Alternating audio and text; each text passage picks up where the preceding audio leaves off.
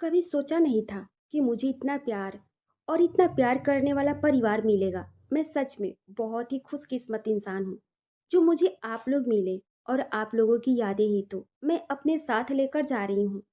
मेरी आगे की जिंदगी आप लोगों की खूबसूरत याद के साथ ही बीतेगी। बस आप लोग भी मुझे भूल मत जाइएगा कि कोई आसी नाम की लड़की भी आई थी। एक और रिक्वेस्ट आप लोगों से है, प्लीज़ मेरे जाने के बाद आप लोग भी सर से कुछ मत कहिएगा। इसमें वेद सर की कोई गलती नहीं है। मुझे पूरी उम्मीद है कि शादी के पीछे जरूर कोई बड़ी वजह रही होगी, वरना वेद सर के ऐसे संस्कार नहीं जो किसी लड़की की फीलिंग्स के साथ खेले। इतना कुछ होने के बाद भी आसी का वेद के लिए इतना कुछ सोचना, सबके दिल में आसी के लिए और बहुत प्यार भर गया। दादी माँ कहती हैं, इतना कुछ मेरे पोते ने तुम्हारे साथ कर लिया और तुम आज भी उसके लिए सोच रही हो। तुम्हें उससे नफरत नहीं है? गुस्सा नहीं आ रहा कि उसने तुम्हारी जिंदगी के साथ खेला? वहीं दादी माँ की बात सुनकर आसी कहती है, गुस्सा, नफरत, यह सब कुछ करके क्या करूंगी दादी माँ? एक पल के लिए मैं उन पर गुस्सा कर भी दूं कि उन्होंने मेरी जिंदगी के साथ खेला, पर क्या सच में खेला उन्होंने? नहीं, उन्होंने तो शादी की पहली रात ही मुझे सब कुछ बता दिया था, इस शादी की सच्चाई भी। फिर मैं उन्हें कैसे गलत ठहरा सकती हूँ? उन्होंने मुझे कभी दुनिया के सामने नहीं लाया। मैं समझ सकती हूँ उसके पीछे भी क्या वजह रही होगी, ताकि कल को जब मेरा उनसे डिवोर्स हो तो हम दोनों की शादी की सच्चाई दुनिया के सामने ना आए और दुनिया वालों की ताने मुझे ना सुनने पड़े। बस इसलिए और इस घर में आने का फैसला मेरा खुद का था, ताकि मैं आप सब लोगों को एक कर सकूं। उसके बाद वे शालिनी जी की तरफ देखकर कहती है, माँ, आप अपनी बेटी की एक बात मानेंगी? एक बार वेद को अपना बेटा मानकर देखिए, सारे गिलवे शिकवे मिटाकर देखिएगा। उनकी माँ कैसी थी मुझे तो नहीं पता, पर उनकी माँ जो इस वक्त मेरे सामने है, वे माँ बहुत ही अच्छी है। बस उनको अपनी ममता की छाँव में जरूर रखिएगा माँ। वह माँ की ममता के लिए, माँ के प्यार के लिए तरसते रहते हैं। माँ, उन्हें उस माँ का प्यार दीजिएगा। मैं जानती हूँ बिन माँ के एक बच्चा कितना तड़पता है दुनिया में। तब चाहे उसके पास हर रिश्ता जरूर हो, पर फिर भी एक माँ का रिश्ता बहुत ही खास होता है। और आज शायद वेद सर का भी हाल यही है, इसलिए मैं वेद सर का दर्द समझ सकती हूँ। माँ, कभी आपने मुझे अपनी बेटी माना है ना, तो मेरी इतनी बात जरूर मानिएगा। कोशिश कीजिएगा कि आप उनसे नफरत ना करें। आशी की बात सुनकर वहां मौजूद सबकी आंखें नम हो जाती है। वहीं आशी की ताईजी और काजल ये सब देखकर कुछ समझ तो नहीं पा रही थी, पर खुश हो रही थी। आशी के हाथ में बैग देखकर इतना तो समझ आ गया था कि आशी शायद यहाँ से जा रही है। और ये सब देखकर काजल कहती है, अरे मम्मी, यह फटीचर तो यहाँ से जा रही है, ये तो अच्छी बात है ना। अब मैं इस घर पर पूरी तरह से अपना कब्जा कर सकती हूँ। और अब मम्मी, मैं क्या सोच रही हूँ, अब मैं देव जी पर डोरे डालूं या वेद जी पर? क्योंकि अब तो ये फटीचर भी नहीं है। अगर मैं देव जी पर डोरे डालती हूँ तो मैं घर की छोटी बहू बनूंगी, और अगर मैं वेद जी पर डोरे डालूं तो इस घर की बड़ी बहू, मतलब पूरा घर मेरी मुट्ठी में। काजल की बात सुनकर उसकी मम्मी कहती है, अरे जो करना है कर, जिस पर डोरे डालना है डाल उस पर किसी तरह। आसी एकदम से पलट कर कहती है, ताई जी, आपकी बेटी इस घर से जा रही है। आपको नहीं लगता कि अब जब आपकी बेटी इस घर में नहीं है तो आप लोग इस घर में किस हक से रहेंगे? आसी की यह बात सुनकर तो ताई जी हैरानी से उसकी ओर देखने लगी, क्योंकि उन्होंने तो यह बात सोचा ही नहीं था। आसी ने तो बात सही ही कही थी। जब आसी की ही कोई रिश्ता यहाँ पर नहीं है तो वे किस रिश्ते की बुनियाद पर यहाँ रह सकते हैं? और काजल कुछ कहती उससे पहले ही आसी कहती है, आप लोग अपने कपड़े पैक कर लीजिए और आप लोग आज ही की ट्रेन से पंजाब वापस लौट रहे हैं।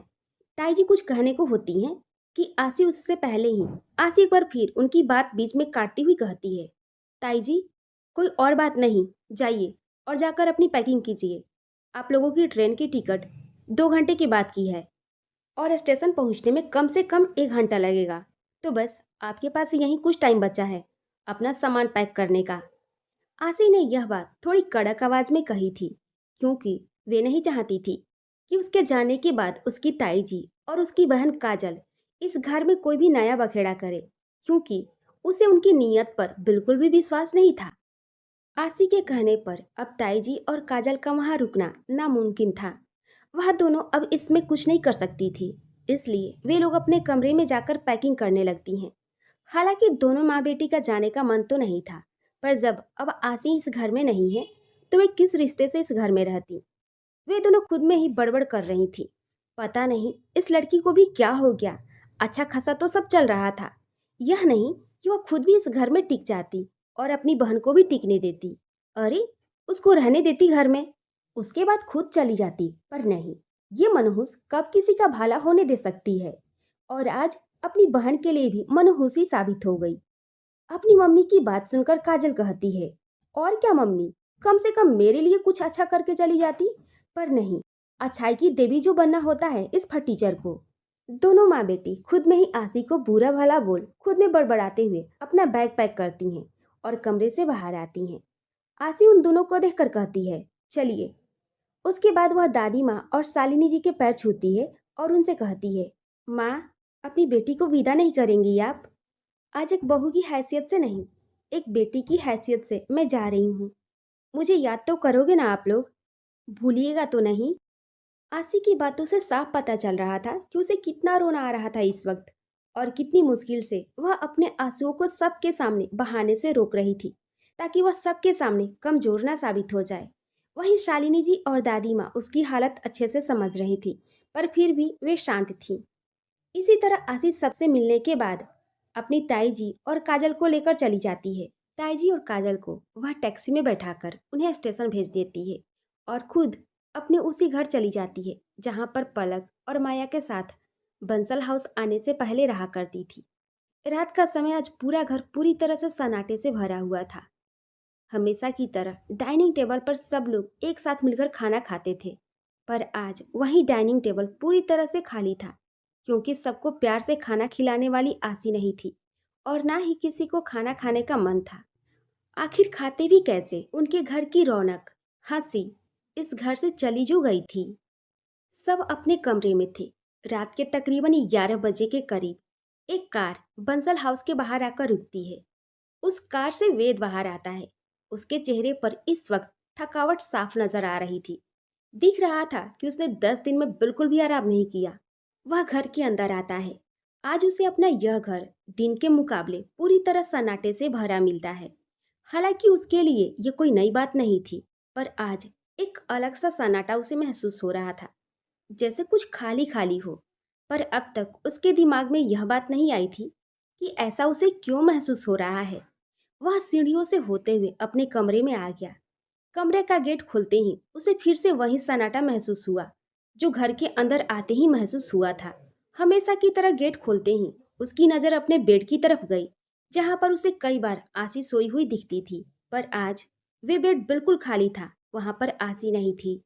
वेद ने एक पल के लिए सोचा कि इतनी रात में आसी कहाँ गई।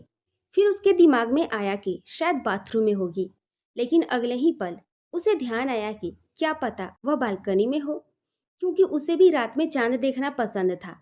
यही सोचकर वेद कमरे के अंदर एंटर करता है, लेकिन आज उसे अपना कमरा बिल्कुल खाली सा लगता है, जैसे काफी देर से इस कमरे में कोई रहा ही ना हो। वेद इस एहसास को इग्नोर करता है, क्योंकि वे इस वक्त काफी थका हुआ था। वह अपने कपड़े निकालने के लिए कबर्ड के पास जाता है। तभी उसकी नज़र कबर्ड में रखे कपड़ों पर पड़ती है, जहाँ पहले आसी के भी कपड़े हुआ करते थे, लेकिन आज वहाँ सिर्फ उसके कपड़े थे। यह देखकर वेद फिर कुछ सोचता है, मगर बिना ज्यादा ध्यान दिए कपड़े लेकर बाथरूम में चला जाता है।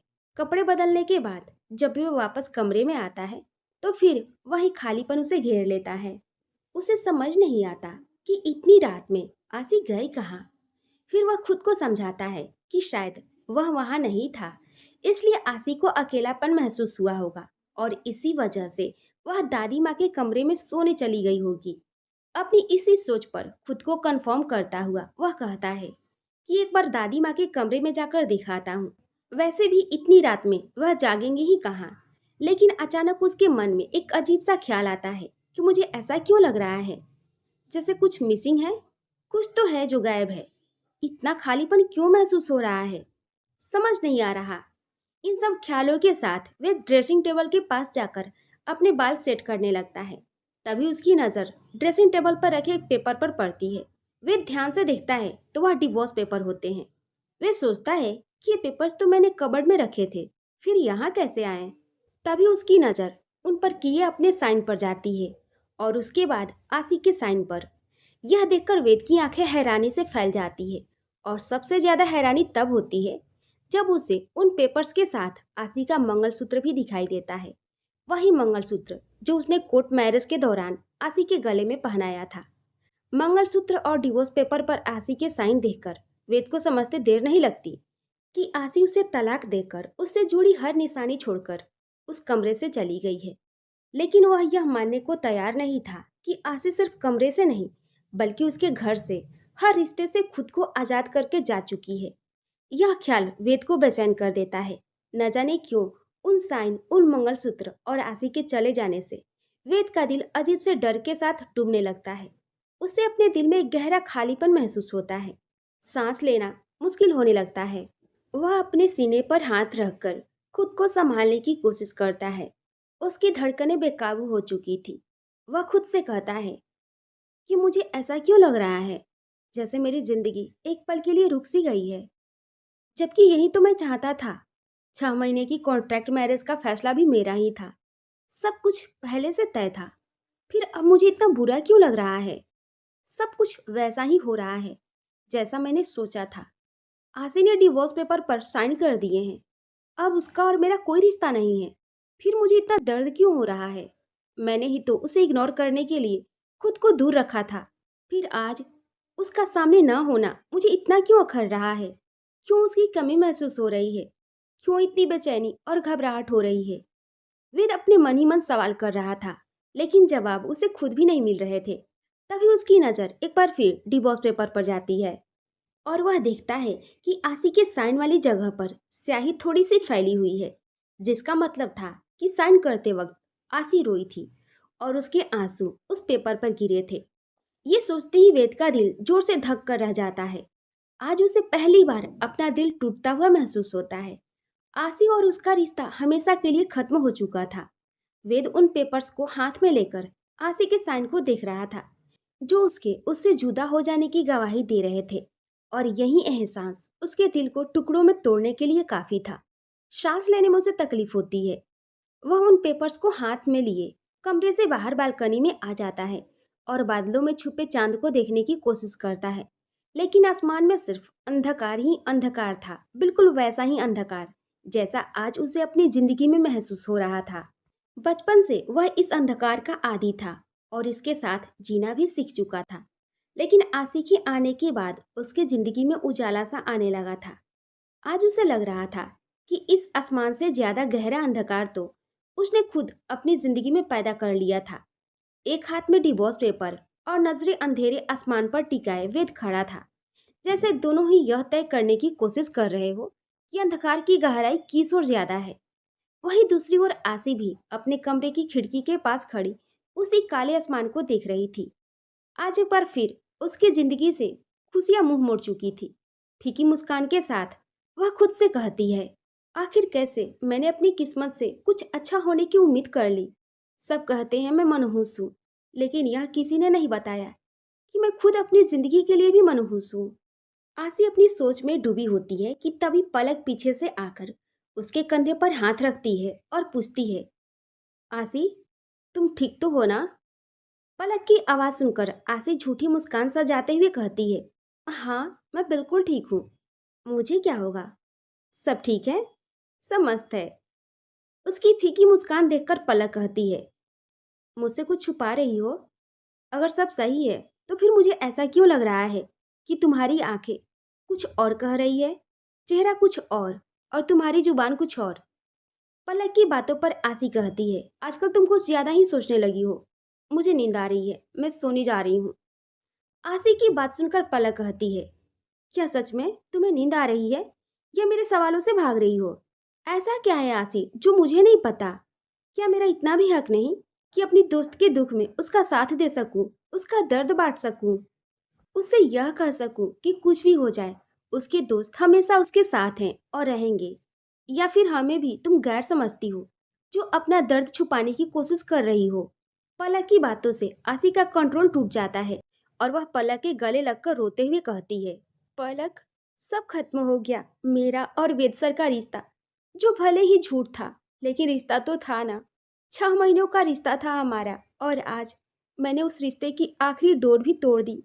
मैंने साइन कर दिए वेद सर की आज़ादी के पेपर्स पर, खुद को उनसे दूर करके पेपर्स पर। मैं जानती थी एक दिन ऐसा होगा, फिर भी मेरे दिल में इतना दर्द क्यों हो रहा है?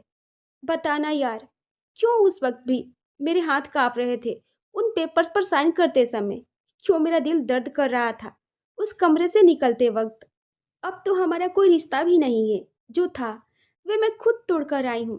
फिर क्यों उनकी याद मेरे जहन से नहीं जा रही? बताना पलक, क्यों हो रहा है मेरे साथ ऐसा? क्यों उनकी याद आ रही है? क्यों उन्हें एक बार देखने का दिल कर रहा है? आशी की बातें सुनकर पलक बहुत ही प्यार से उससे कहती है, क्योंकि तुम्हें प्यार हो गया है आशी। तुम्हें प्यार हो गया है वेद सर से।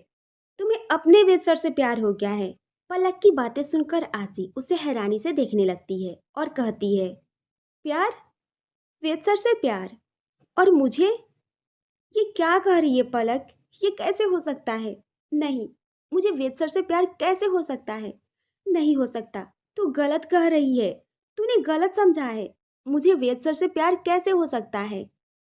आशी की बात सुनकर पलक कहती है, तू मान या ना मान आशी, पर तुझे वेद सर से प्यार हो गया है, और वे भी सच्चा वाला। अगर नहीं है प्यार तो यह बेचैनी क्यों? क्यों उनको छोड़ने के बाद उनकी याद आ रही है तुझे? क्यों उनकी एक झलक देखना चाहती है? क्यों उनसे अलग होने का दुख तुझे इतना दर्द दे रहा है? आशी, तुझे वेद सर से प्यार हो गया है। प्यार कभी किसी से पूछकर या सोच समझकर नहीं किया जाता, ये तो बस हो जाता है। और तू भी अब इस खूबसूरत एहसास से अछूती नहीं रही।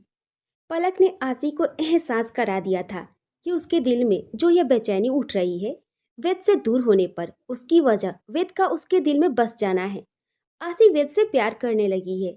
यह एहसास पलक ने उसे करवा दिया था, जिसे आशी पहले मानने को तैयार नहीं थी। पर पलक की बातें सुनकर वे भी मान गई कि उसे वेद से प्यार है। पर अब इन सब का क्या फायदा? वे वेद से अलग हो चुकी थी, और आज वेद के दिल में उसके लिए कोई एहसास नहीं थे। यह सोचकर आशी का दिल फिर भारी हो गया। आशी के चेहरे पर आते जाते भाव देखकर पलक पूछती है, अब क्या हुआ? क्या तुझे खुशी नहीं है ये जानकर कि तुझे वेद से प्यार हो गया है? पलक के सवाल सुनकर आशी फीकी मुस्कान लाकर कहती है, प्यार अगर हो भी गया तो क्या पलक? ये एहसास मेरे हैं, वेद सर के नहीं। आज मैंने जाना है इस एहसास को, और वेद सर के इससे कोई रिश्ता नहीं है। जब मुझसे उनका कोई रिश्ता नहीं, तो मुझसे जुड़े किसी एहसास से क्या रिश्ता? प्यार मुझे हुआ है वेद सर से, उन्हें नहीं। इस प्यार का कोई फ्यूचर नहीं है पलक, और यह बात मैं जानती हूँ। पर मुझे कोई दिक्कत नहीं है। अब इस प्यार के सहारे मैं अपनी पूरी जिंदगी बिता लूंगी, पर किसी और को अपनी जिंदगी में नहीं आने दूंगी। अब ये बातें यहीं खत्म कर, और इस बात का कभी पता किसी को नहीं चलना चाहिए। अब मैं सोना चाहती हूँ, थक गई हूँ अपनी जिंदगी से लड़ते लड़ते। यह कहकर आशी बिस्तर पर जाकर लेट जाती है, पलक की ओर पीठ करके, और लेटते ही उसकी आंखों से आंसू की एक बूंद फिसलकर उसके गालों पर आ जाती है। पलक उसे पीठ किए देख मन ही मन कहती है, सॉरी आशी, पर यह बात छुपाने की नहीं, किसी के सामने जाहिर करने की है। बहुत कुछ सह चुकी हो तुम अपनी जिंदगी में, अब और नहीं। मुझसे जो बन पड़ेगा मैं करूंगी, पर इस बार अपनी दोस्त को जिंदगी अकेले नहीं जीने दूंगी। मुझे उनसे मिलना होगा। मैं उसे इस तरह टूटते नहीं देख सकती।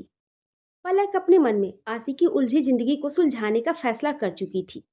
अगले दिन बंसल हाउस में शालिनी जी मंदिर में पूजा कर रही थी, पर आज उनका ध्यान बार बार अपनी बगल की उस जगह पर जा रहा था जो खाली थी, जहां कल तक आशी बैठा करती थी।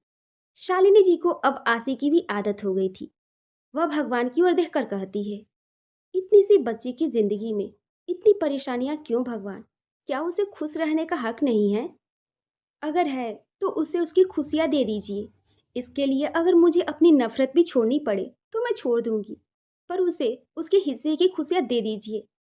तभी पीछे से आवाज आती है, आंटी, अगर आप चाहें तो। शालिनी जी पलट कर देखती हैं। वहां पलक खड़ी होती है। पलक को इतनी जल्दी में देखकर शालिनी जी को आशी की चिंता हो जाती है, और वे पूछती हैं, पलक इतनी जल्दी? आशी ठीक है ना? पलक सच बताते हुए कहती है, नहीं आंटी, वे ठीक नहीं है। कल रात बहुत रोई, और फिर पलक आसी की सारी हालत बता देती है और कहती है, आंटी, आसी वेद सर से प्यार करने लगी है। वह उनके बिना कैसे जिएगी मुझे समझ नहीं आ रहा, पर अगर आप चाहें तो उसे उसकी खुशी मिल सकती है। पलक की बातें सुनकर शालिनी जी चौंक जाती हैं, पर कुछ पल सोचकर कहती हैं, अगर मुझे अपनी नफरत और आसी की खुशी में से किसी एक को चुनना हो तो मैं आसी की खुशी चुनूंगी। यह सुनकर पलक खुशी से उन्हें गले लगा लेती है। शालिनी जी, पलक और दादी माँ मिलकर आसी की जिंदगी में खुशियां लाने का फैसला कर लेती हैं। उसी दिन नाश्ते की टेबल पर वेद को आसी नजर नहीं आती। दादी माँ उसे बता देती हैं कि आसी चली गई है। 6 महीने की कॉन्ट्रैक्ट मैरिज खत्म हो चुकी है। यह सुनकर वेद टूट सा जाता है और होटल के लिए निकल जाता है, जहां उसे आसी का रिजाइन लेटर मिलता है। देव बताता है कि उसे ने रिजाइन अप्रूव किया है। वेद अपने कैबिन में बेचैन होकर टहलता है और बुदबुदाता है कि उसने सब दादू की वसीयत की वजह से किया, पर सबसे बड़ी गलती यह रही कि अपनी मजबूरी में उसने आसी को दर्द दिया। वेद खुद से कहता है, आई एम सॉरी आसी, मुझे तुमसे मिलना है, चाहे किसी भी हालत में।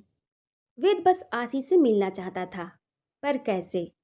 यही सोचते सोचते वह उलझा हुआ था, जबकि इधर दादी माँ, शालिनी जी, देव और पलक ने कुछ और ही प्लान बना रखा था, जिसमें अब उन सबका एक ही मिशन था, आसी और वेद को किसी भी हालत में एक दूसरे के सामने न आने देना और न मिलने देना, और ये तब तक जब तक वे सब खुद ना चाहें। और सच कहें तो वे लोग इसमें कामयाब ही रहे, और पूरे 1 महीने तक आसी को सबसे दूर रखा गया। पलक ने फोन पर माया को सब कुछ समझा दिया था, और सच जानकर माया को वेद पर बहुत ही गुस्सा आया था कि वह उसकी दोस्त के साथ ऐसा कैसे कर सकता है। और माया अपनी शादी की तैयारियां छोड़कर बेंगलुरु आने वाली थी, ताकि वेद को अच्छे से सुना सके कि उसने उसकी दोस्त आसी के साथ क्या किया है। मगर पलक ने माया को शांत किया, पूरा प्लान समझाया और उसे भी इस प्लान में शामिल कर लिया। माया ने आसी को अपनी शादी की तैयारियों में मदद करने के बहाने अपने शहर पुणे बुला लिया।